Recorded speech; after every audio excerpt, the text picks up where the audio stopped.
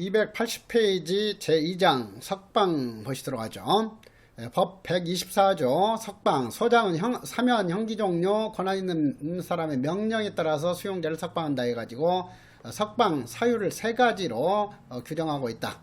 사면과 형기 종료 권한 있는 사람의 명령에 따른 석방을 규정하고 있다 하는 정도로 봐두시고, 다음 124조는 출제가 자주 되는 조문이죠. 별표 2개 하시고, 1항 사면 가석방 형의 집행 면제 감형에 따른 석방은 그 서류가 교정시설에 도달한 후 12시간 이내에 하여야 한다. 다만 그 서류에서 석방 일시를 지정하고 있으면 그 일시에 한다 라고 되어 있죠.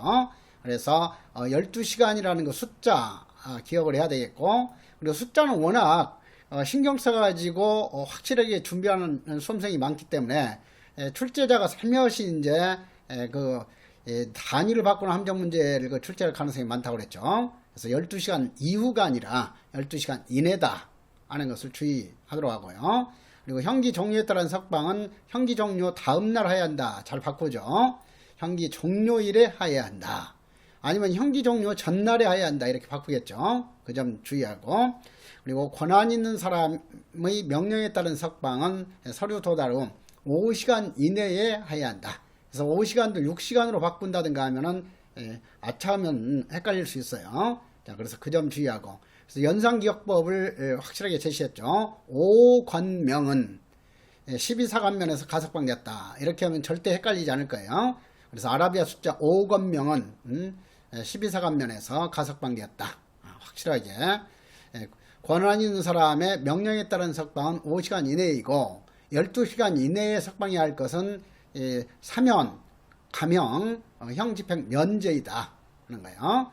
그래서 이 권한 있는 사람의 명령에 따른 그 석방 관련해서 형집행 면제가 아니라 형집행 정지 같은 경우는 여기 권한 있는 사람의 명령에 따른 석방에 해당이 돼요. 그래서 여기 풀어서 정리했으니까 이걸 확실하게 연상기억법으로서 정리를 해놓도록 하세요. 그리고 125조 피석방자의 일시 수용. 보통 이제 어떤 거 공부를 하다 보면 중간 부분까지는 회독수가 아주 많아요. 그런데 뒷부분이 회독수가 적어지면서 생각보다도 뒷부분에서 출제됐을 때 틀리는 경우가 많아요. 그래서 뒷부분은 더욱더 신경을 써가지고 좀 확인할 필요가 있고 하죠. 그래서 125조도 별표 하나 하시고, 피석방자의 일시 수용. 소장은 피석방자가 질병이나 그 밖에 피할 수 없는 사정으로 귀가하기 곤란한 경우에는 키워드는 본인의 신청이 있을 때 한해서만 교정시설에 일시적으로 수용할 수 있어요. 아무리 중대한 질병에 걸렸다 하더라도 본인의 신청이 없다면은 더 이상 수용하면은 안 되죠. 그러면은 불법 수용이 돼버리는 거예요. 불법 감금이. 자, 그래서 그 점 주의하도록 하고, 그리고 126조 귀가여비 지급 등. 소장은 피석방자에게 귀가에 필요한 여비 또는 의류가 없으면은 법무부 장관이 정하는 바에 따라, 자, 여기 여비 돈이기 때문에 역시 지급 절차는 법무부 장관이 정하는 절차라고 그랬었죠. 자, 그래서 법무부 장관이 정하는 범위에서 이를 지급하거나 빌려줄 수 있다. 여기서도 이를 지급해야 한다로 바꾸는 함정도 앞으로 만들어질 거예요. 지급할 수도 있고 아니면 단순히 그냥 빌려줬다가 다시 받아들일 수도 있고 그래요. 자, 그래서 그 점 확실하게 알아두시도록 하고, 126조의 2. 자, 이것도 새로 만들어진 조문이기 때문에 출제 가능성이 그만큼 높다고 봐야죠. 별표 2개 하고, 1항 소장은 석방될 수용자의 재범방지 자립지원 및 피해자 보호를 위하여 필요하다고 인정하면 해당 수용자의 수용 이력, 사회복귀에 관한 의견을 그 주거지를 관할하는 경찰 관서나, 경찰 관서는 항상 보호관찰소로 잘 바꾼다고 그랬죠. 보호관찰소에 이력 통보하는 것이 아니라 경찰 관서에 통보할 수 있다는 거. 경찰 관서나 자립을 지원할 법인 또는 개인에게 통보할 수 있다. 그래서 통보 대상이 되는 것은 경찰 관서 지원할 법인 또는 개인이다 하는 거. 다만 법인 또는 개인에게 통보하는 경우에는 해당 수용자의 동의를 받아야 한다. 여기에서도 이 경찰 관서에 통보하는 경우에는 이 동의가 없어도 할 수 있지만은 법인이나 개인에게 통보하는 경우에는 동의를 받아야 된다 하는 거죠. 그래서 이것도 이제 이 개인에게 통보하는 경우에는 이렇게 바꾸는 함정 주의하세요. 개인에게 통보하는 경우에만 해당되는 것이 아니라 법인에게 통보하는 경우에도 동의를 받아야 된다 하는 거. 그리고 제2항에 있어서 통보하는 수용 이력 또는 그 사회복지에 관한 의견의 구체적인 사항은 시행령으로 정한다 라고 되어 있죠. 자, 그래서 시행령 자세히 보면은 제 141조하고 142조도 별표 하나씩 해가지고 중요하게 정리를 해야 돼요. 석방 애정자 상담이죠. 소장은 수용자의 건전한 사회복지를 위하여 필요하다고 인정하면 석방 전 3일 이내에 범위에서 석방 애정자를 별도의 거실에 수용하여 이지 독거실에 수용하여가 아니에요. 그래서 이것은 이제 석방 애정자 거실 수용이라고 하는데 이것은 신입 수용자 거실 수용하고 대비시키면서 이해하죠. 신입 수용자 거실 수용 기간은 3일 이내가 아니라 3일 동안이었어요. 그리고 원칙적 의무적으로 3일 동안 신입자 거실 수용하도록 규정하고 있죠. 그런데 여기에서는 의무적 규정이죠. 석방 전 3일 이내의 범위에서 석방 애정자를 별도의 거실에 수용하여 장래에 관한 상담과 지도를 할 수 있다지 상담과 지도를 해야 된다가 아니라는 거. 그래서 석방 애정자 거실 수용하고 신입 수용자 거실 수용 이것을 대비시키도록 하라. 그리고 신입자 거실 수용 기간 동안에는 어떠한 경우에도 작업을 부과해서는 아니 된다. 이런 내용들. 그리고 제 142조 형기종료 석방 예정자 사전조사. 그러니까 여기서는 미결 수용자 석방할 때는 해당되지 않는 조문들이에요. 자, 그 점을 이해하면서 소장은 형기 종료로 석방될 수용자에 대해서는 석방 10일 전까지 석방 후 보호에 관한 사항을 조사하여야 한다. 그래서 이것은 가석방에는 해당되지 않죠. 가석방이나 미결 수용 석방에는 해당되지 않고 형기 종료로 석방될 수용자에 한해서만 석방 10일 전까지 석방 후 보호에 관한 사항을 조사해야 한다. 그리고 여기 10일하고 또 여기 3일을 이렇게 혼란스럽게 문제를 만들 수 있겠죠. 그래서 그런 점을 특히 주의하도록 하고요. 143조 같은 경우는 가볍게 보아 넘기도록 하고, 그리고 144조 별표 하나 해가지고 석방 애정자 보호 조치. 소장은 수용자를 석방하는 경우는 특히 필요하다고 인정하면 한국법무보호복지공단에 그에 대한 보호를 요청할 수 있다지 요청해야 한다가 아니죠. 그래서 소장은 수용자를 석방하는 경우 한국법무보호복지공단에 그에 대한 보호를 요청해야 한다로 바꾸는 함정 주의하시면 되겠어요. 그리고 145조 귀가여비 등의 회수. 아까 지급하거나 빌려줄 수 있다고 그랬죠. 그래서 지급한 경우에는 해당되지 않고 빌려줬다면 피석방자에게 귀가여비 또는 의류를 빌려준 경우에는 특별한 사유가 없으면 이를 회수한다 이죠. 지급하거나 빌려준 경우에는 이렇게 하면 틀려요. 빌려준 경우에만 특별한 사유가 없으면 이를 회수한다. 그리고 145조에 있어서 증명서 발급과 관련해서는 수용자가 지정한 사람이나 피석방자가 지정한 사람에게 이렇게 발급해 줄 수 있는데 수용자가 지정하는 사람을 살며시 이제 수용자의 가족으로 바꿔가지고 틀린 선지를 만든다든가 할 수 있겠죠. 그래서 그러한 점만 여기에서는 좀 주의하시면 되겠어요. 그 다음에 사망으로 넘어가죠. 사망. 127조 사망 알림은 수용자가 사망한 경우에는 누구에게 알릴 것이냐가 출제될 수 있겠죠. 그 사실을 즉시 가족에게 알려야 한다예요.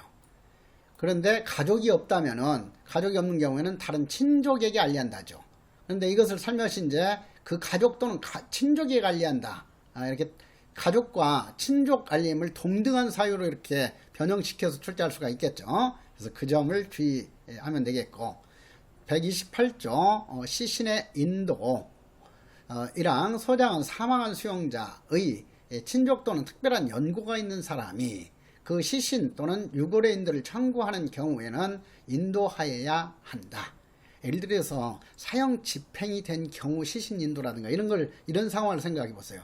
그런 정도의 그 사람이라면 이미 가족 친지들이 다 내놓은 사람들이죠. 그러니까 죽었다 하더라도 아예 기별도 받으려고도 않고 그냥 거들떠볼 생각도 없는 경우도 많고 그래요. 자, 그래서 시신 인도는 그런 그 현실을 감안해 가지고 규정을 했죠. 소장은 사망한 수용자의 친족, 가족만이 아니에요. 친족 또는 이런 거 친척 관계에 있지 않다 하더라도 특별한 연고가 있는 사람이 청구한 경우에도 인도할 수 있도록 해주고 있어요. 그러니까 뭐 가까이 있는 사람들은 완전히 내놓은 사람이기 때문에 시신 같은 경우도 꼴도 보기 싫은 거야. 어떻게 보면 생각조차 하기 싫은 거야. 그래서 이렇게 먼 그 친족이라든가 아니면 그냥 특별한 연고가 있는 사람이 청구한 경우에도 인도해 줄 수 있도록 하고 있다. 자, 그래서 그 점 주의하세요. 그래서 시신 인도 청구권이 있는 것은 친족과 가족에게만 있는 게 아니다 하는 거. 자, 그 점 주의하고, 그리고 자연장을 하거나 집단으로 매장한 후에는 그러하지 아니한다 했는데, 자연장 이것은 화장해 가지고 뼈가루를 이 산이라든가 강에다 이렇게 뿌려버리는 것이 자연장이죠. 그러니까 이런 경우에는 인도 청구할 수 없겠죠, 자연장은. 그리고 집단으로 매장한 경우에도 누가 누군지도 구분할 수 없게끔 한 무덤에 시신 10구를 한꺼번에 이렇게 묻는다든가 이렇게 하기 때문에 이런 경우에 집단 매장한 경우에는 이 인도 해줄 수가 없다 하는 거. 그래서 자연장을 화장으로 바꾼다든가 집단 매장을 임시 매장으로 바꾼다든가 이런 것을 좀 주의하면 돼요. 자, 2항 소장은 수용자가 사망 사실을 알게 된 사람이 다음 각호의 어느 하나의 기간 이내에 시신을 인수하지 아니하거나 시신을 인수할 사람이 없으면, 인수해 가지 않으면 임시로 이제 매장하는 거죠. 그냥 어느 거 표시만 해가지고 잠깐 묻어두는 것이 임시 매장이에요. 완전히 이제 최종적으로 영구적으로 매장하는 게 아니라 임시 매장하거나, 그리고 화장해가지고 뼈가루를 자연장 시킨 것이 아니라 일단은 이 뼈가루를 이렇게 유골 함에다가 보존을 해놔야죠. 그래서 받들어 편안하게 모신다 하는 의미에서 봉안해야 한다 이렇게 용어를 쓰고 있네요. 자, 그래서 인수할 사람이 없거나 그 정해진 기간 내에 인수해 가지 않은 경우에는 일단은 임시로 매장하거나 화장해서 봉안하도록 해야 된다 하는 건. 다만 감염병 예방 등을 위하여 필요하면 즉시 화장할 수는 있다. 자, 임시 매장 하려면은 며칠 기다려야 하냐 하면은 사망한 날이 아니라 사망한 사실 알게 된 날로부터 3일 이내, 그러니까 사망한 사실 알게 된 날부터 3일 이내까지 이 시신 인도 청구하는 사람이 없는 경우에는 임시 매장을 할 수 있어요. 그렇지만 3일 지나가지고 곧바로 화장 봉안을 할 수 없죠. 화장 봉안을 하면 사망한 사실 알게 된 날부터 2달 60일이 지난 후에 화장할 수 있다 하는 거. 자, 그 기간을 좀 알아두시도록 하고. 사망 소장은 시신을 임시로 매장하거나 화장하여 봉안한 후에 2년이 지나도록 시신이 인도를 청구하는 사람이 없을 때는 이제 더 이상 인도해 줄 필요가 없다고 생각하기 때문에 2년 후에는 어떻게 하느냐, 임시 매장했다면은 화장시켜 버릴 수도 있고 여러 시신을 한꺼번에 묻을 수도 있고 하겠죠. 그래서 임시 매장한 경우는 최종적으로는 화장 후 자연장 할 수도 있고, 화장 후 봉안이 아니야 이 경우에는 화장 후 자연장 뼈가루를 뿌리든지 아니면은 집단 매장할 수 있다. 그리고 처음부터 화장해가지고 봉안한 경우에는 뼈가루를 흩어주는 조치를 하도록 해라 하는 거죠. 자, 그래서 그 2년 기억하도록 하시고요.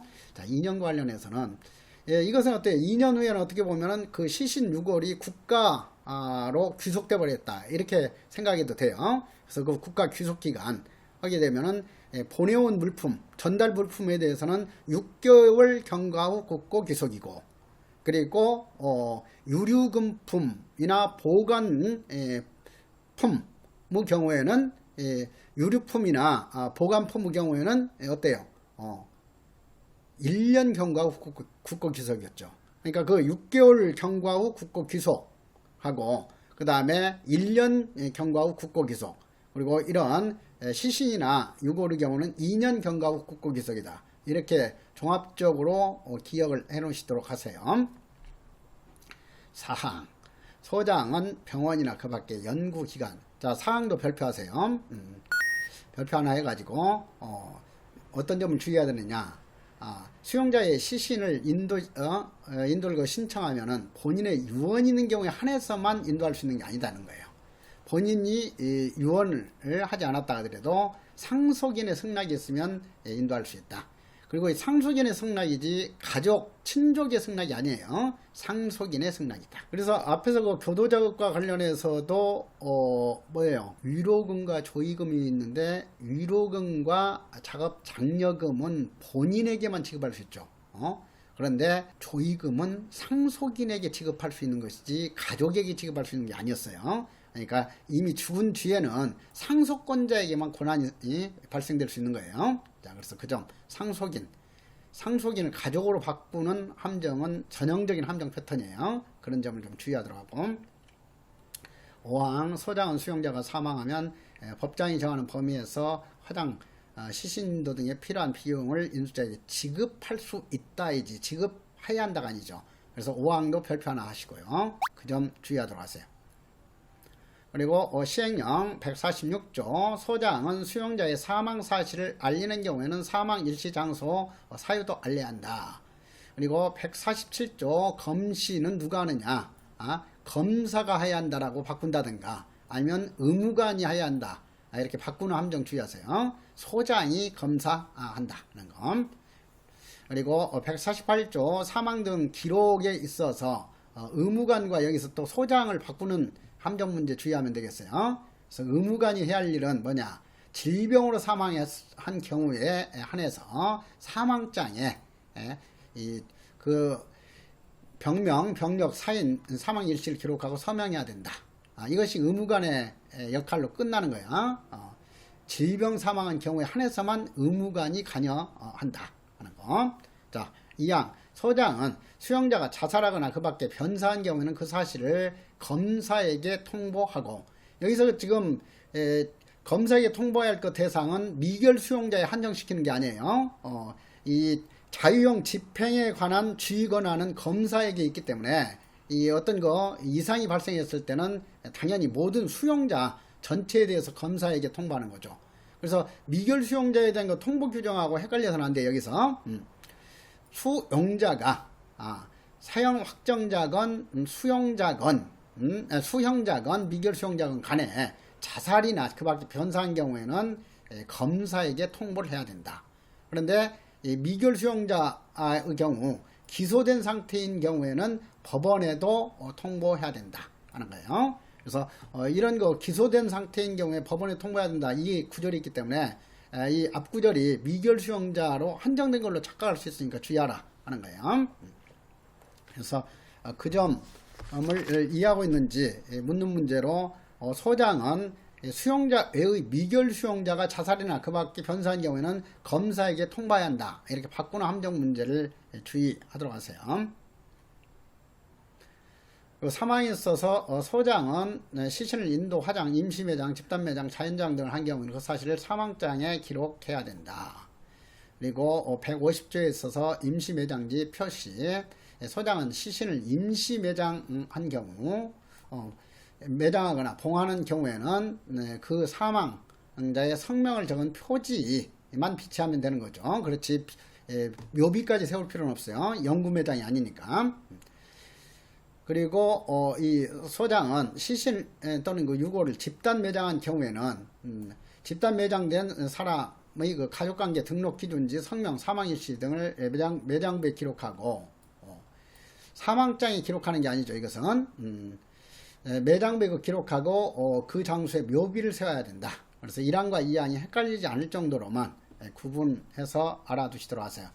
특히 이런 거 내용들은 특히 이 단원별 OX 핵심 문제를 통해서 출제 가능성 있는 것을 구체적으로 이렇게 정리를 해놨으니까 앞으로 복습할 때는 가능하면 먼저 이 OX 핵심 문제를 먼저 복습을 한 뒤에 그 다음에 부족하다 싶으면은 다시 그 조문으로 들어가가지고 반복해서 복습해 나가도록 하는 것이 효과적일 거예요. 자, 그러면은 392페이지 마지막 가까워지고 있는데 4편 해가지고 교정자문위원회 등에 대해서 보시도록 하자고요. 제4편 교정자문위원회 129조. 각종 위원회는 아까도 강조했듯이 매 시험마다 한 문제 이상씩 출제가 된다고 했으니까. 그런데 특히 여러 위원회 중에서 최근에 가장 출제 비중이 높아질 것이 바로 이 교정자문위원회예요. 그래서 교정자문위원회는 별표 3개 하도록 하시죠. 왜냐하면 교정자문위원회는 얼마 전까지만 하더라도 각 교정시설별로 설치 운영하도록 했었다가 1년 지나도 그 교정자문위원회가 한 번도 열리지 않는 경우가 아주 많아요.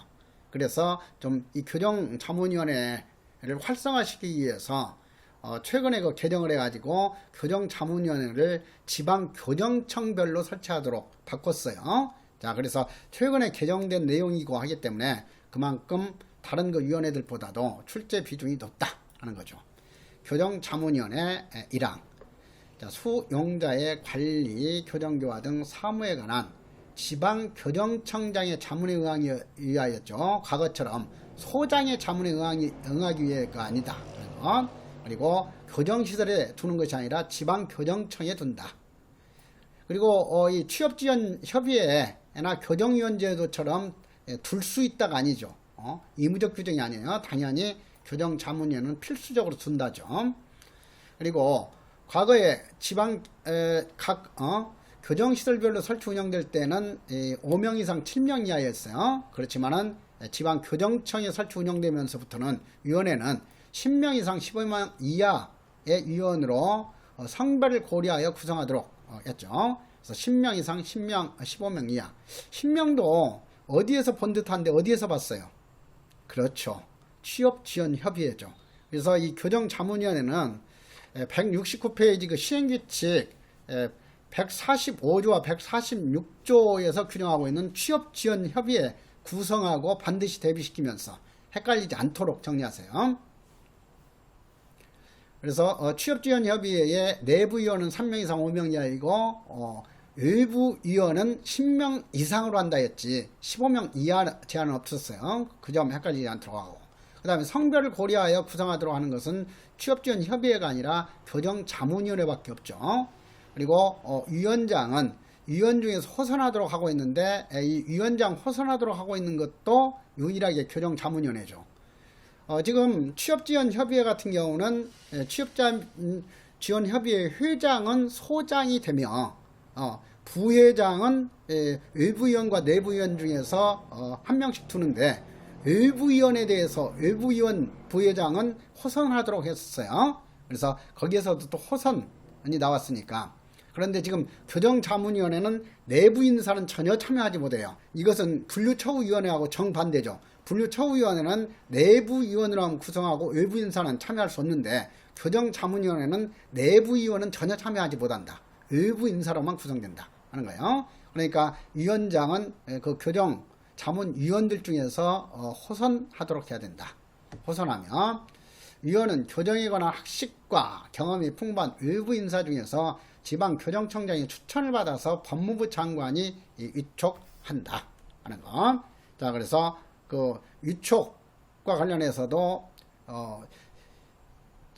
교정자문위원회 위촉을 지방교정청장이 직접 하는 게 아니에요. 지방교정청장의 추천을 받아가지고 법무부 장관이 위촉한다.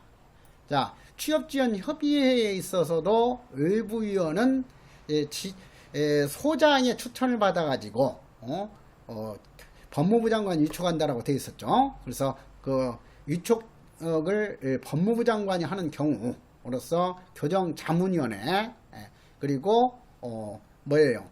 취업지원협의회 외부위원 그리고 가석방 심사위원회도 당연히 법무부 장관이 위촉하도록 하고 있죠. 자, 그래서 그런 거 위촉 권한이 이 소장에게 있는지 지방교정청장에 있는지 이걸 헷갈리기가 쉬우니까 그 점까지 주의하도록 하세요.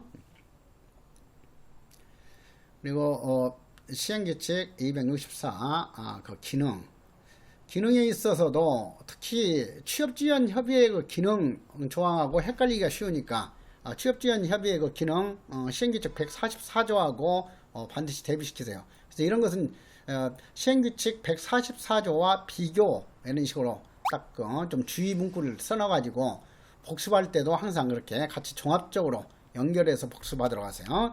특히 취업지원협의회의 그 기능과 관련해서 수용자의 사회복귀 지원 업무에 관한 자문에 대한 그 자문 기능은 취업지원협의회의 기능이지 교정자문위원회의 기능이 아니에요.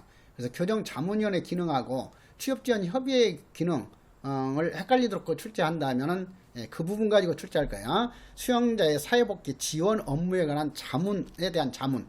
그래서 거기 취업지원협의회에서 자문자가 들어있기 때문에 그걸 출제하게 되면 순간적으로 착각하기 쉬워요. 자, 그래서 교정자문위원회의 기능도 확실하게 좀 알아둘 필요가 있다. 교정시설을 운영해가는 자문에 대한 응답 및 조언. 그러니까 조언자가 다 들어있죠. 좀 교정자문위원회의 기능에 있어서는 그냥 단순히 자문으로만 끝난 게 아니야. 아까 취업지원위원회 기능에 있어서 수용자의 사회복귀 지원 업무에 관한 자문에 대한 그 자문으로 끝났었죠. 그래서 그런 점 가지고도 이렇게 좀 구분해 놓을 필요가 있고 해요. 2호 수용자의 음식, 의복, 의료, 처우에 관한 자문에 대한 응답 및 조언, 그리고 성차별, 성폭력 예방 정책에 대한 자문에 대한 조언, 그리고 지방교정청장에 자문하는 사항에 대한 응답 및 조언이지 법무부 장관이나 교정시설의 장이 자문하는 사항이 아니에요. 그래서 그 점도 다시 한번 확인하고. 자, 265조 위원회 부위원장을 두는데, 그러니까 취업지원협의회에서는 부회장을 두도록 되어 있었죠. 부회장은 2명을 둔다. 취업지원협의회는 내부 위원으로서 부회장과 그리고 외부 위원으로서 부회장을 두는데 외부 위원 부회장은 호선한다고 했었어요. 자, 그 점은 똑같이 되어 있죠. 부위원장을 두고 위원 중에서 호선한다. 그리고 위원 이것도 구체적으로 출제가 잘 되니까 별표 2개 해가지고 숫자 정확히 기억하세요. 위원 중 4명 이상이지 과거처럼 2명 이상이 아니야. 과거에 그 개정 전에는 2명 이상이었어요. 지금 현재는 4명 이상이고 4명 이상으로 여성으로 한다 하는 거. 3항 지청장이 위원을 추천하는 경우에는 교정자문위원회 교정자문위원회도 교위 이렇게 기억하도록 하자고요. 교위위원 추천서를 법장에게 제출해야 한다. 제2축의 경우에는 지청장의 의견서로 추천서를 가름한다 하는 거. 그리고 뭐 위원의 임기 추회위원 임기만 3년이고 나머지는 모두 2년이다. 다시 한번 확인하고. 그리고 지난 시간에 공부했듯이 가위위원만 한 차례 안에서 연임할 수 있다는 연임 제한이 있고 나머지는 연임 제한이 없다 하는 거죠. 연임할 수 있다. 그런 점을 좀 주의하도록 하고요. 그리고 지청장은 결혼이 생긴 경우에는 30일 이내에 후임자를 법장에게 추천해야 한다.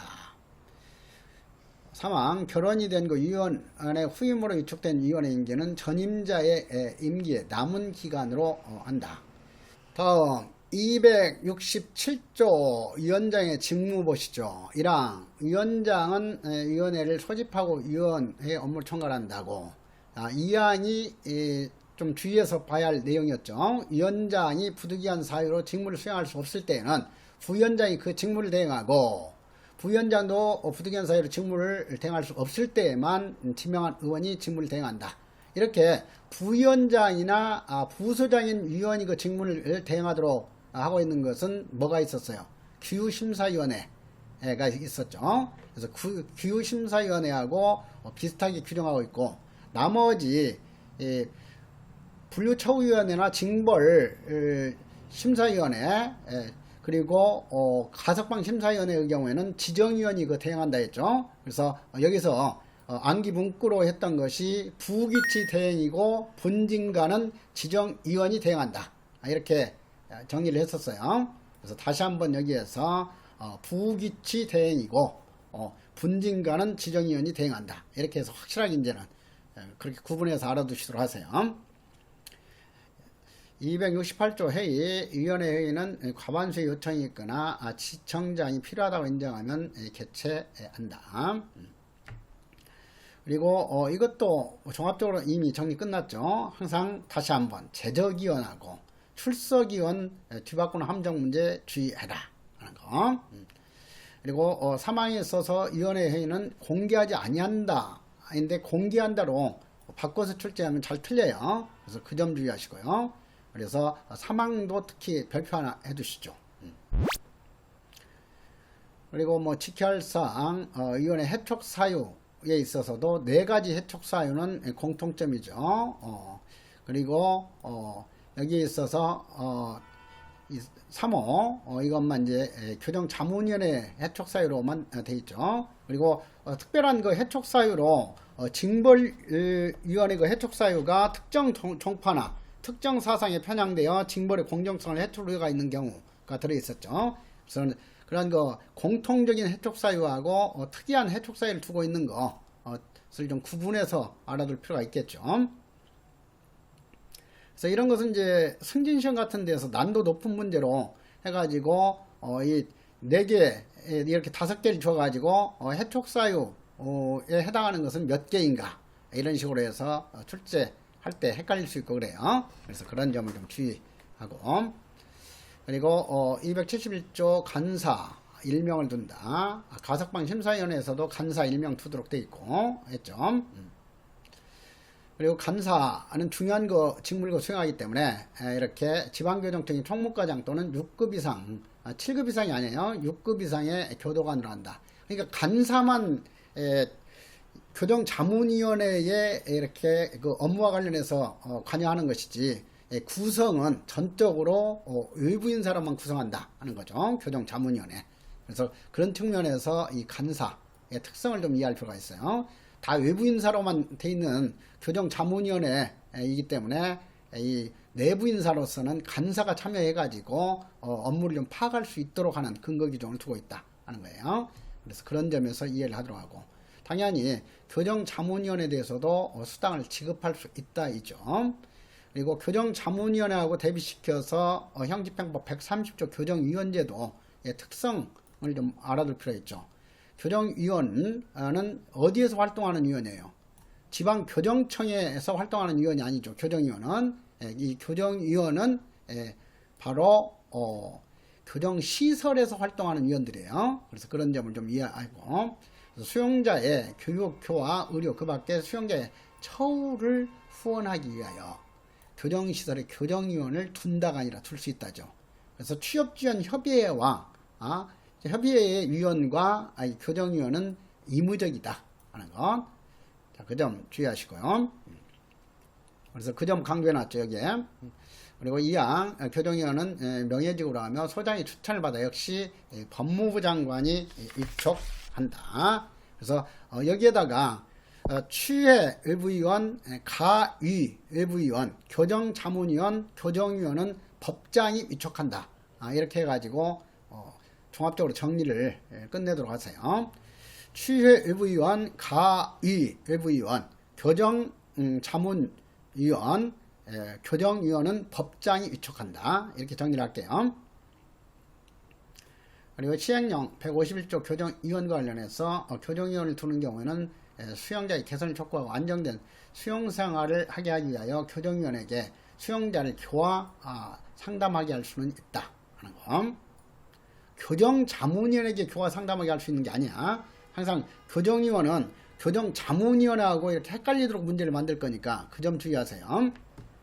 2항 교정위원은 수용자의 고충 해소, 교정교화를 위하여 필요한 의견을 소장에게 건의할 수 있다. 그래서 이러한 고충 해소 등을 위해서 의견 건의도 교정자문위원에게 주어진 게 아니죠. 교정위원에게 주어진 권한이다. 3항 교정위원회 임기위원회 해촉 지켜야 할 사항 등에 관해 필요한 사항 법무부 장관이 정하고, 152조 외부인사가 지켜야 할 사항 기본적으로 비밀 누설해서는 안 된다. 당연한 거죠.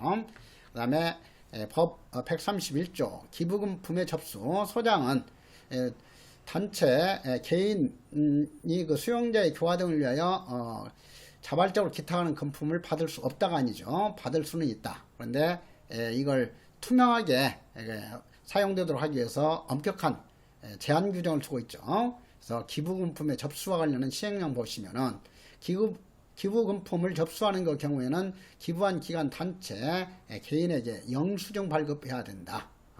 다만 익명으로 기부하거나 기부자를 알 수 없는 경우는 그러하지 않는다. 그러니까 이 기부금품을 접수하는 경우에는 반드시 기부한 기관 단체 또는 개인에게 영수증을 발급해야 한다 하면 X가 되는 거죠. 반드시는 아니야. 예외적으로 익명으로 기부하거나 기부자를 알 수 없는 경우에는 영수증을 발급하지 않는다 하는 거. 자, 2항 소장은 기부자가 용도를 지정하여 금품을 기부한 경우에는 기부금품을 그 용도에 사용해야 된다. 다만 지정한 용도로 사용하기 어려운 특별한 사유가 있는 경우는 기부자의 동의를 받아서만 다른 용도로 사용할 수 있지. 이것도 기부자의 동의 대신에 교정자문위원회의 자문을 거쳐라든가 이렇게 함정 유도해 볼 수는 있어요. 그래서 그러한 점들만 좀 주의하도록 하고, 그 다음에 마지막으로 이제 벌칙 관련된 조문 보시죠. 자, 벌칙 조문도 이해를 하면서 파악할 내용이에요. 132조 금지 물품을 지닌 경우, 그래서 지닌 경우 이 형벌 가하는 것을 과거에는 소지죄라고 했어요. 진임의 죄. 그러니까 소지라는 것은 지닌다는 뜻이잖아. 그래서 근데 지금은 과거에 썼던 소지라는 용어를 지금 다 삭제시키고 개정했어요. 지닌다로. 자, 그래서 지니는 죄에 해당하는 규정이 뭐냐?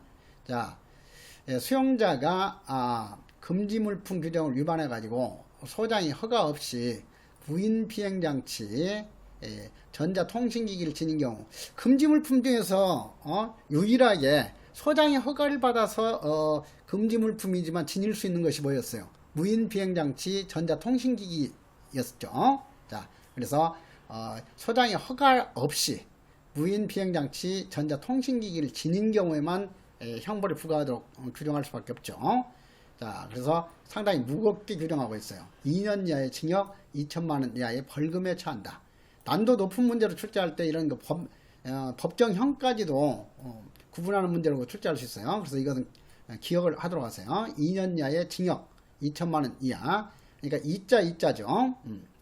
그 다음에 같은 거 지니는 죄지만은 가볍게 주류, 술이라든가 담배라든가 현금 수표를 거친 경우 얘는 1년 이하지 2년 이하가 아니에요. 그리고 1천만 원 이하의 벌금에 처한다. 그런데 여기에서 주의할 것은 뭐냐면 그 금지 물품 중에서 음란물이나 사형행위에 사용되는 그 물품을 지닌 경우에는 형벌 부과는 하지 않아요.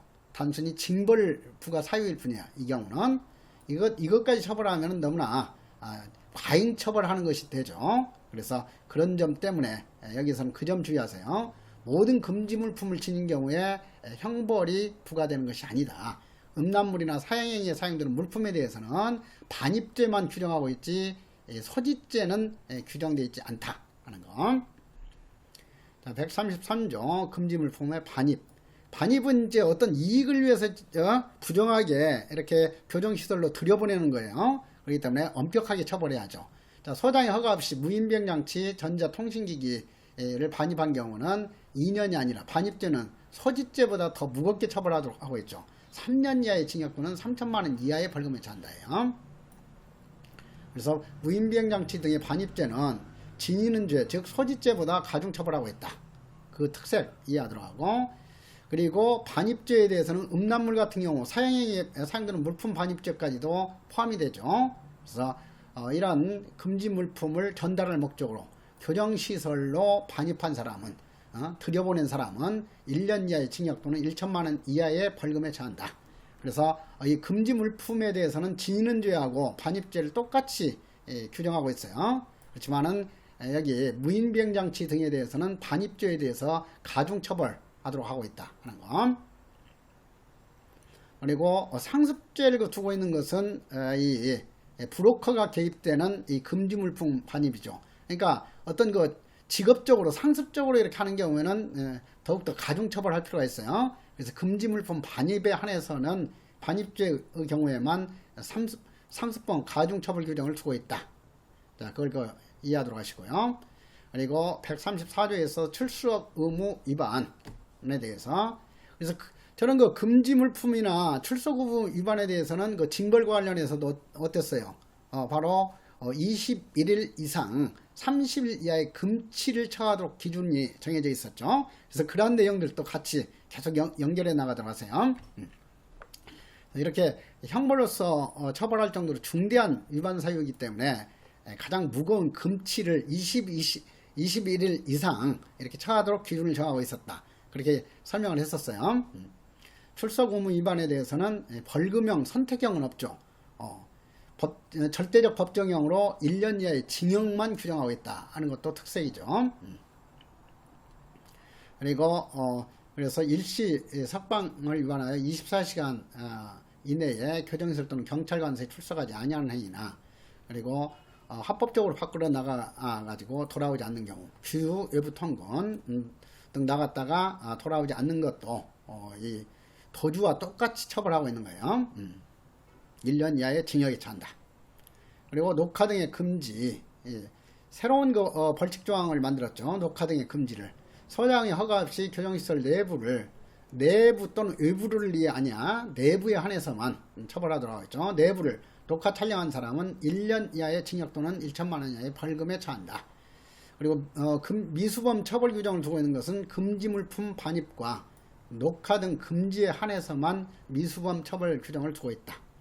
137조 형법과는 달리 이 형집행법에 있어서 몰수는 필요적 몰수죠. 그래서 금지물품이나 금지물품 반입에 해당하는 그런 그 물품은 몰수한다이지 몰수할 수 있다. 의무적 몰수가 아니다. 몰수한다. 필요적 몰수이다 하는 거죠. 이렇게 해서 이제 가장 그 출제 비중이 높은 형, 집행, 법령 모두를 확실하게 끝냈어요. 자, 그래가지고 이어서 이 교도관 그 직무 규칙과 그 다음에 수용자 등 호송 규정이 있는데, 이것도 여기에 그 출제 가능성이 있는 내용들은 이렇게 구체적으로 함정 패턴을 일일이 다 제시했고, 그리고 중요시되는 그 조문들은 굵은 글씨로 정리를 해놨어요. 그러니까 이것은 특히 특채 시험이나 승진 시험에 있어서는 세부적인 조문까지 출제가 될 거예요. 그렇지만은 국가직 7급이나 9급에 있어서는 핵심적인 그 조문들 몇 개만 종종, 자주도 아니고 종종 그 출제할 수 있고 하니까 이런 것은 문제풀이 하면서도 충분히 그 정리될 수 있고 그래요. 그래서 그런 점을 감안해서 이런 부분도 형집행 법령이 완전히 끝난 이후의 단계에서 특히 이런 것은 이렇게 OXC 핵심 문제 위주로 해가지고 정리해 나가도록 하세요. 자, 그래서 수용자 등 호송 규정도 몇 개 조문이 되지 않으니까 보면서 그렇게 핵심 문제 위주로 정리하도록 하고, 그 다음에 이 책에 있어서는 이 전범위 OX식 그 정리 문제도 또 최종적으로 잘 그 정리가 됐어요. 그래서 이런 문제 위주. 그러니까 여러분들은 그 시험 치러보시면 알겠지만은 알고 있는 것이 그대로 득점 능력으로 연결되는 게 아니에요. 그렇기 때문에 문제 푸는 훈련을 많이 해야 되죠. 그래서 앞으로 이제 기본 강의나 법령 강의까지 들었으니까 최종 그 정리할 때는 특히 이제 이 객관식 너무 두껍다고 생각하면은 이 한 권으로 끝내는 교정학 기출 문제집을 좀 보고 그리고 이제 2월 달쯤 가면은 이렇게 적중 모의고사 핵심 암기 법령 100선 해가지고 정리가 돼 있어요. 그러니까 이 최종적으로는 시험 기간이 이제 얼마 남지 않았으니까 이 책 위주로 공부하는 것도 상당히 그 효과가 있을 거예요.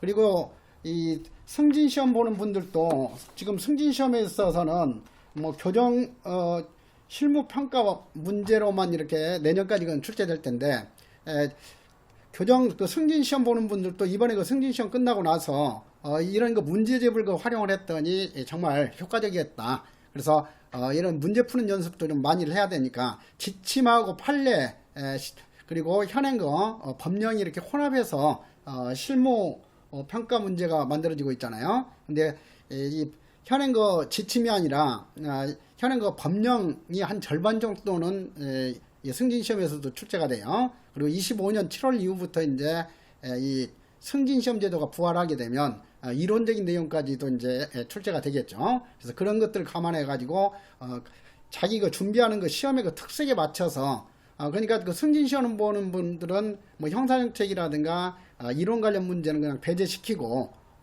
법령 관련 문제 위주로만 이렇게 공부하시고 이렇게 하시면 효과적일 거예요. 그래서 앞으로도 여러분들이 이제 공부하다가 그냥 우리 그 카페를 통해서 상담하기 어렵다든가 하게 되면은 내 그 전화번호가 010-3315-8830이에요. 그래서 꼭 뭐 필요한 사람은 나한테 직접 카톡이라든가 전화해 가지고 질문이나 상담 받아도 좋아요. 그래서 아무튼 시험은 0.1점 차이로라도 떨어지면 아무런 의미가 없어요. 그러니까 확실히 합격해야 되죠. 그리고 또 우리 그 국가직 준비하는 우리 학생들은 주의할 것이 뭐냐면 커트라인 인근에서 겨우 합격한다는 것은 상당히 큰 손실을 입을 수밖에 없어요. 그래서 자기가 원하는 연고지에 희망한 대로 이렇게 발령을 받고 해가지고 정말 여러 가지 혜택을 누리고 싶다면은 상당히 여유 있는 고득점으로 합격하도록 해야 돼요. 그래서 기왕 여러분들 그 준비하는 김에 확실하게 치열하게 준비해 가지고 넉넉하게 그 준비해 가지고 그런 여러 가지 혜택도 누리도록 해보도록 하세요. 자, 그간 수고 많았어요.